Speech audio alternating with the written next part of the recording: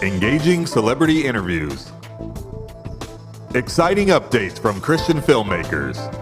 Movie reviews so you can choose your movies wisely. And so much more here on Faith on Film with Isaac Hernandez and Holly McClure.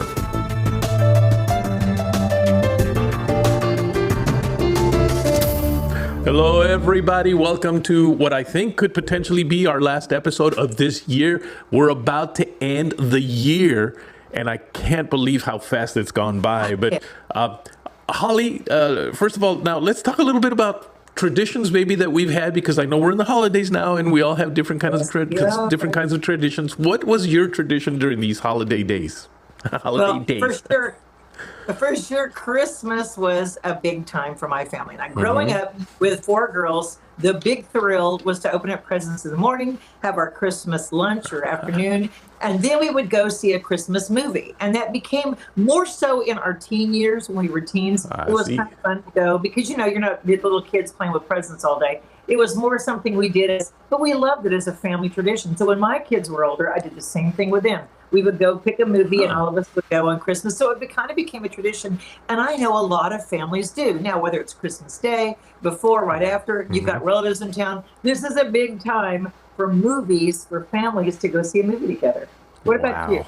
Well, coming from a Latin family, we really celebrated the gift opening on Christmas Eve.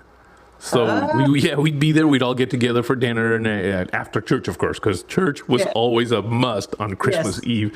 But we would get together. We'd open the presents and everything, and then of course it was difficult to go to sleep because now all the kids have, you know, we had our presents and we wanted to play, and it's 2:00 in the morning, and it just was chaotic. And finally, we would all go to sleep. Then the next day we would eat like crazy. Lots of tamales and stuff. We didn't go see movies, though. We did see movies at home, though. We would watch whatever movies were hot that day. But that was kind of our tradition. And then continue playing with whatever toys we had received that day. Well, we've got some excellent movies that are opening up for Christmas week that actually have opened but are going to be there for families to see. Starting off with MUFASA, the Lion King. Let's take a look at the trailer and talk about it after. All right. It's time. I'll tell you a story. A story of a cub, not much bigger than you. So just to be clear, we're not in this story? There's a lot of stories with all of us. Tell one of those. Long before they became legends, Mufasa and the prince who would come to be known as Scar became brothers. Hello, what's your name? Mufasa. I told you to wait for me. We can't just leave him here. Rules are rules, Tucker. The king will never accept a stray. I'm not a stray. I'm just lost.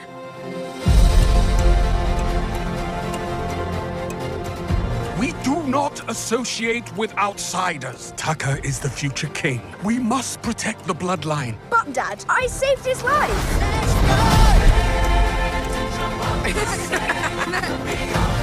I have a secret, Mufasa. I always wanted a brother. I always wanted a brother. I always wanted a brother. Sometimes I get a scent. It's barely a trace on the wind. And it smells like home. And then it's gone. You and Tucker together, that is home. Now both of you go. Find your place in the circle of life. The circle is broken. There will be one Lion King. Mufasa, run!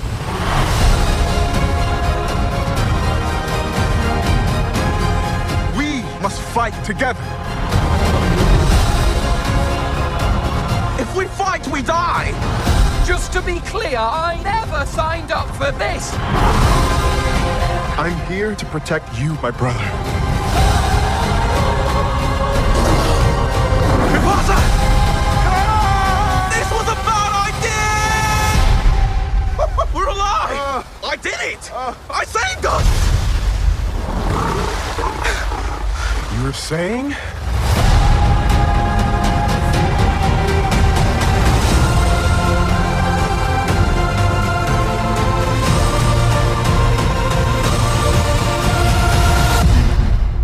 Well, I'll tell you, Holly, I've not seen the movie, but just seeing the trailer, I know I want to see the movie.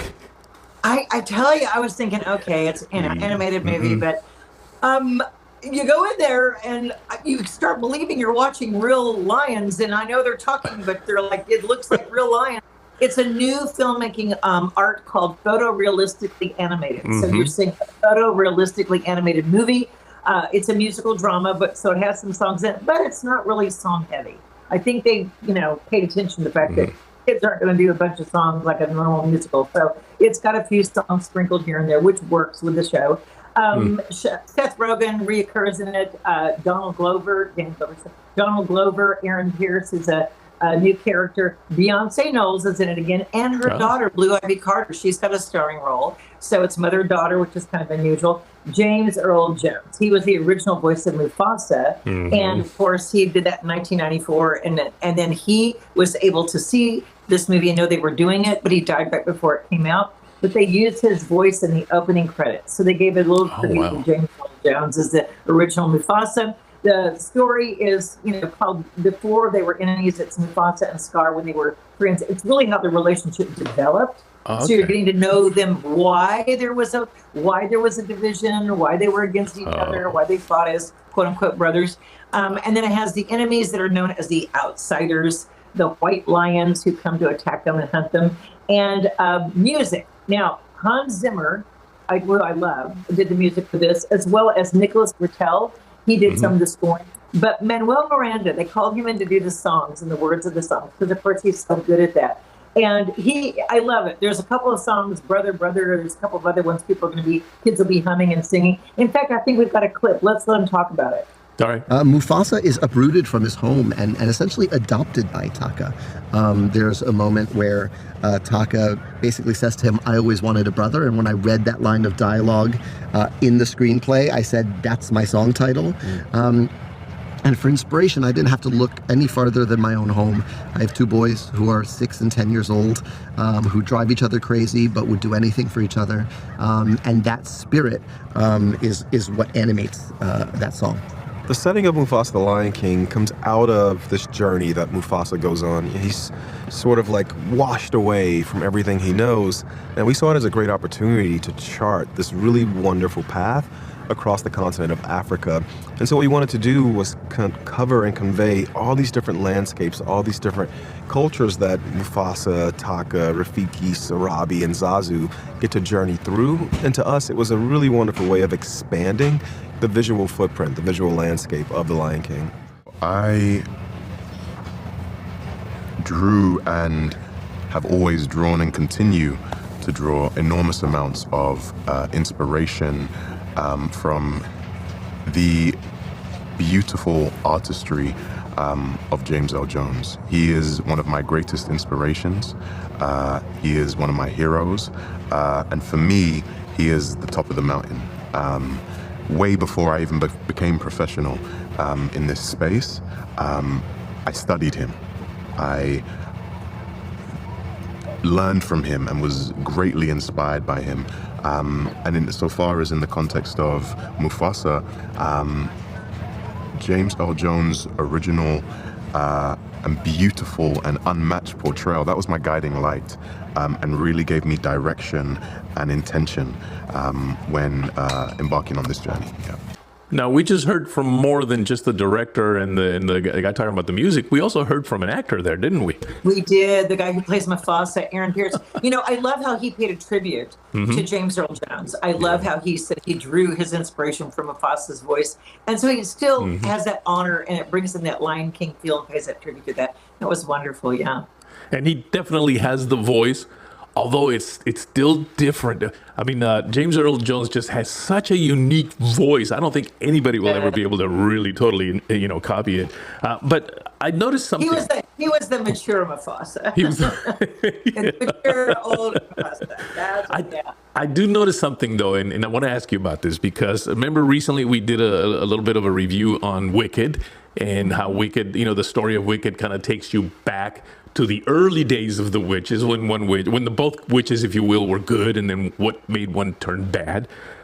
This seems to be kind of a similar theme here, where we're going back to when the other lion, I forget his name, but was kind of good. They were friends. Mufasa and the other lion were friends, and then something happened. Is this like a trend that's going to be happening to movies?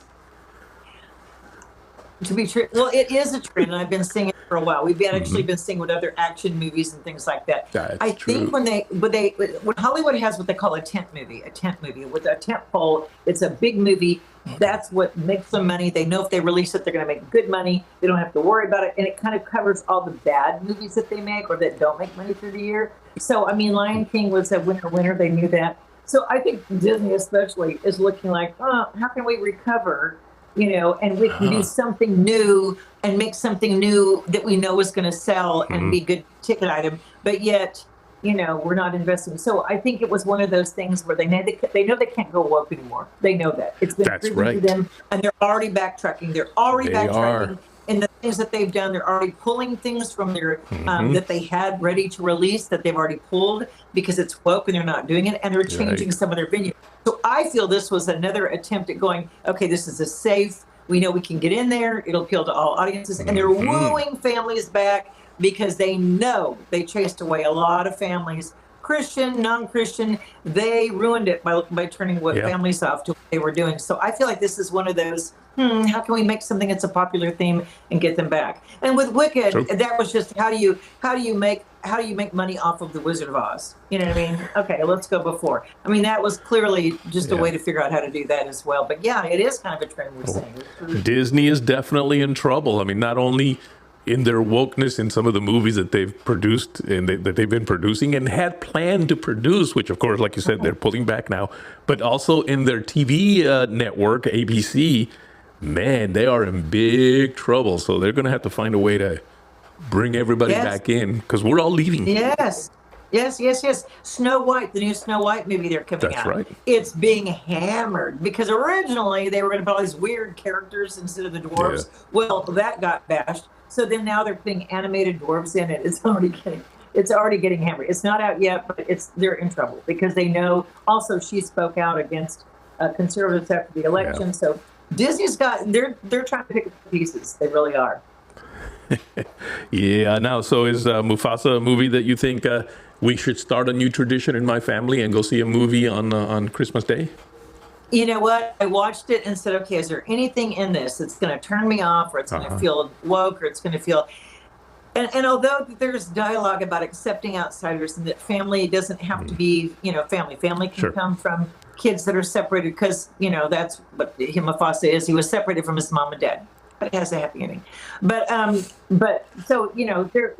yes, I would say this is a safe movie. There's a couple of scenes where, the alligator is going to get him in the water, but they're saved. And then the white lions are attacking. And then, but there's nothing bloody or graphic for kids. It really is a PG-friendly movie. And I enjoyed it. I'm telling you, I watched the whole thing I was just enamored with the way that photorealistic, look is. So I liked it. And I think that it's going to be good for parents, with little ones and grandparents to take the kids to. Fantastic. Of course, that's not the only movie that's out right now. No. What else do we have? Well, Sonic Hedgehog 3. Yes, there's a third one. They just keep, expounding on that universe. As long as they have people that'll pay tickets to do it, they're going to do it. And now he's older. Now Sonic's a teen. So he's going through teen emotions and teen things. And Jim Carrey comes back. And who cannot love Jim Carrey? Yeah, of course. Let's take a look at the trailer and see what it's all about. Here we go. Showtime. What is this den of madness? Are you Detective Pikachu? He does look like a Pokemon. Pika Pika. Konichi, what? Get down.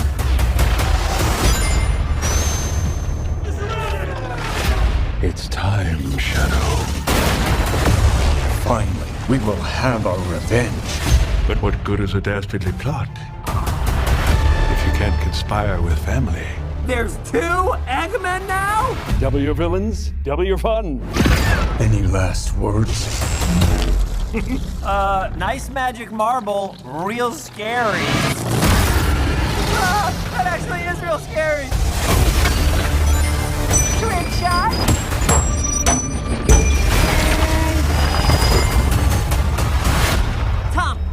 we need your help on a super... Knuckles, do you mind? Oh, excuse me. Tom, Maddie, we need your help on a super dangerous top secret mission. We're in. Are you ready? We were born ready. All right, boys, try and keep up. Come on, Granddaddy-O. We've got dirt to do. With Shadow's power, we can rule humanity. When we're done, there won't be anything left to rule. That is dark. Somebody better call Google Maps. Life's all about the choices we make. Remember to listen to your heart. You're gonna make the right choice when it matters the most. One hedgehog to another. Who does your highlights? The more you talk, the harder I want to hit you. This ends now. Our destiny awaits. You were right about one thing. This ends now.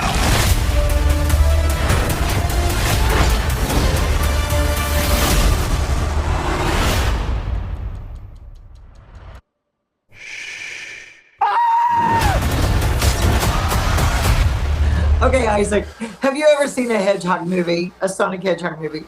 No. No. I know you haven't. Well, I have, because I had to go, and also I've taken kids and grandkids. But, you know, this is the third one. This is the third round. And you think, how could they find anything else about the characters? But they have Jim Carrey returns, Ben Schwartz, James Marsden cracks me up. James Marsden is in it again. It's been good for him. Idris Elba and Keanu Reeves is also in this. And it's got a new character, Shadow Hedgehog. Shadow Hedgehog is a new, menacing character. And so it's just fun. There's a storyline that goes with it. But the funny thing for me, and the interesting thing is, I love Keanu Reeves. I do. And I love Idris Elba. I mean, these are guys that have been in action movies that I've watched them fight bad guys and, do also. And I love them. They're very professional and consummate. So to watch them sit and try to be serious and talk about their cartoon character was funny to me. Let's take a look at the clip. I love how they try to discuss it. All right. Come on. I couldn't fight Keanu Reeves. You've got professional fight training. So do you. I do not. I just have movie training. You have like real skill. No, man. You're doing those moves. No. No. I'm not one to really like impose my opinion on everyone. Not always, unless I'm asked. And so I'm not like Knuckles in that sense. You know what I mean? He's sort of like, bro, this is what I think. Bro. But I am inquisitive, and I want to understand. Tell me what happened. Did you? And Knuckles is a bit like that. Sensitive. I'm very sensitive, and Shadow's very sensitive. Okay. Did you watch? It's kind of funny talking about what and how they're like their character. And Ken goes, well, I'm sensitive. Anyway, it cracks me up. Now, of course, we have some serious discussion about this movie from the director, Jeff Fowler, and Jeff talks about his role. And the writer, let's take a look at those, because they talk about how they developed the movie. And then there's, of course, the guy who plays Sonic, and he's got something to say, too. All right. I think he has this ability he really put in work and tried to find the character, which is amazing. And he found it so beautifully. I think that his darkness for that role, like you look at his John Wick characters, and I think Fowler had looked at a John Wick film and was like, oh my God, this guy would crush a Shadow. So I think there's a lot of that, and I think that's a big way that we kind of connected the two. But he's an incredible actor, he can do anything. I think he rebels against his parents a little bit more. He kind of goes off and does his own thing a little bit more. I think you're seeing the decisions he makes, like him getting embarrassed sometimes, but also him getting a little bit more into things when he's fighting. He's even stronger. He's even the decisions he's making and things are more adult decisions as opposed to quick thought quick movement without thought. What's so exciting about this third film, I mean, the second film, we certainly opened things up in a big way, but now we're really going global. I mean, Gun headquarters, where some of the story takes place, is right here in London, and we get to take advantage of this, iconic sort of setting and all the amazing landmarks. Sonic and Shadow's first meeting takes place in Tokyo, in Shibuya Crossing, which is just incredible, neon-filled, dynamic environment, and we just knew we wanted that first action sequence between Sonic and Shadow to just be splashy color and just really vibrant imagery and everything that you see in the games, and to create those kind of really dazzling visuals in the film. And then also we get to go to space in this whole third act, the Eclipse Cannon, which is a direct lift and an Easter egg from Sonic Adventure 2, but getting to go to space and get these stunning views of the Earth below. I mean, it's just, it's extraordinary. I'm so excited for everyone to see the visuals of this film, and they are so meant for the big screen. I mean, that's, I think, always in the back of our mind. Not only telling a great story, telling a visual story, but just going for the biggest possible scope and just really give families and audiences and fans a reason to go to the theaters and just see this on the biggest screen imaginable. That was more serious. That was more serious about his character. Yeah, I know. Anyway, folks, it's one of those, if your kids were teens, because it's been around for a while, are into Sonic Hedgehog, you may want to go see it. It's just another fun movie. And of course, Jim Carrey plays 2 different bad guy roles, and it's just fun to watch him. Literally, just watch him. You know, because you know everything he did was impromptu, and he's just, you know, creating it right there on the set. And so anyway, it's fun movie to watch for that. But there are other movies out there, folks. Okay, there's several movies. There was very Isaac. And I know you know all of them. Well, I'm impressed with this Christmas season because traditionally at the end of the year, films are putting in their R-rated, heavier films for Oscar contention and Oscar consideration. So this is the time of year when you're getting a lot of R-rated films that are opening at Christmas, and sometimes for the kids, the pickings are slim. Well, this year, guess what, folks? We've got like 5 PG, a PG-13. So I'm going to list them if you have, you know, pen and paper, or if you want to take notes, or just remember or look it up if you hear, because this is definitely something to consider to going to with the kids, to take the grandkids to, a family film. The selection is there this year, so it'll be fun. Oh, wonderful. Okay, we talked about Mufasa, rated PG. We talked about Sonic the Hedgehog 3, rated PG. We talked about Moana 2 last week, that's right, a couple weeks ago, and that's PG. Wicked is PG. There's a movie, Homestead, that we talked about, PG-13. Now, that's not necessarily a little kids movie, but it is for your teens or your older adults. That's Homestead. Okay, that's PG-13. Well, Gladiator 2 is out there. There's another movie that's called A Complete Unknown, which is, you know, Timothy, and he plays Bob Dylan, so that's a Bob Dylan. And he's getting accolades and probably will be considered for the Oscars for this role because he literally sang and learned to play the guitar and did Bob Dylan. And Bob Dylan even likes it, so that's a big one. That's R. And then The Fire Inside is a fighter. I've got a girl fighter. It's PG-13. So actually, there's another one. And Best Christmas Pageant Ever. Still in theaters, still doing well. And we've talked about that many times. Now, I'll ask Isaac, have you seen Gladiator 2? You know what's almost, I mean, I'm almost a little embarrassed here, but is that you named all these PG and PG-13 movies, and the one that I went to go see is the R-rated movie. But we know why. I'm sorry. It's all the action and all the fighting and all the gladiatorism. Gladiator was to me was fantastic, but that's again because a couple of reasons. One of them is I love cultures that are completely different than ours.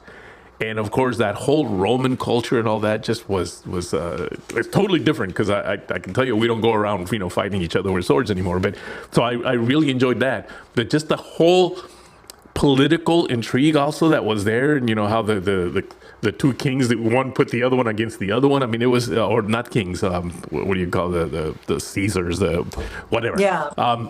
It was just, to me, that stuff is very interesting. Now, my wife did not like it.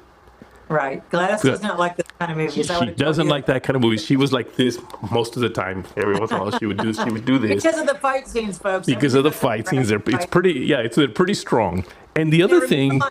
Now, remember my comment that I made when I saw it? I said for two things. One is I wanted to love it, and I didn't. I liked it. And also, I had a hard time with Denzel Washington's character because we love Denzel Washington. You cannot take an actor who everyone loves, and he's a good guy in most of his roles, and make him a bad guy or a villain. It just didn't work for me.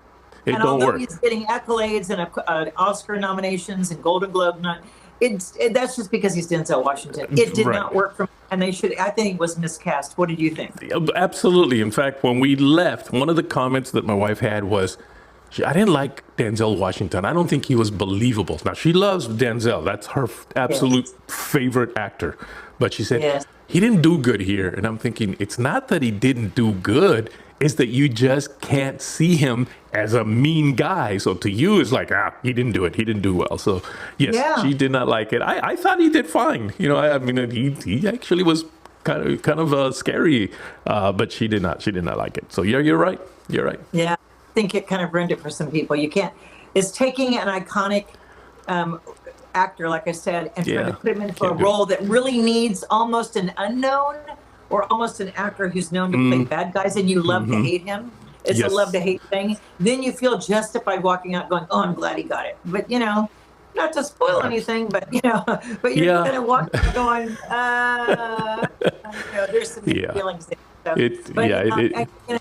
and again, that's been out for a few weeks now, but there's probably families and people who are going to, you know, parents, teens who haven't seen it yet and, you know, kind of want to go see it. So there's quite a selection of, there's even other ones, but I can't, you know, recommend the others because I've not seen them and B, it's just not for our audience. Right. These are ones that are, in the Gladiator, a lot of people would say, well, that's not for your audience either. It's R-rated. And, I know. You know, people would say a complete unknown, and I have not seen that movie. So I am not recommending it. I'm saying it's out there, and that's going to be a big one. But I want to clarify, we have not seen A Complete Unknown about the Bob Dylan story, and I'm pretty sure there's language and there's other things in there. So I'm not recommending it. We will do that after the first video, tell you what we thought about after you've seen it. So now, interestingly enough, on Gladiator, you know, it's rated R, but it's all because of the violence, because there was no nudity. I don't think I remember any language whatsoever. I mean, it's just because, you know, blades are piercing people's bodies.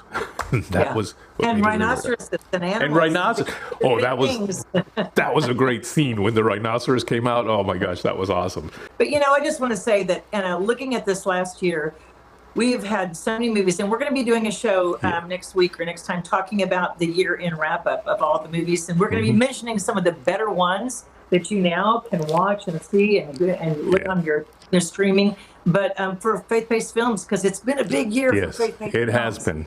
It has and been. I'm so proud of the Christian filmmakers that have gone out there, the big ones that we've all heard of and some of the ones none of you have heard of, and they've gone out and made a film and it's done well in theaters, and we are just so proud of being able to feature and honor Christian filmmakers, producers, directors, writers, actors.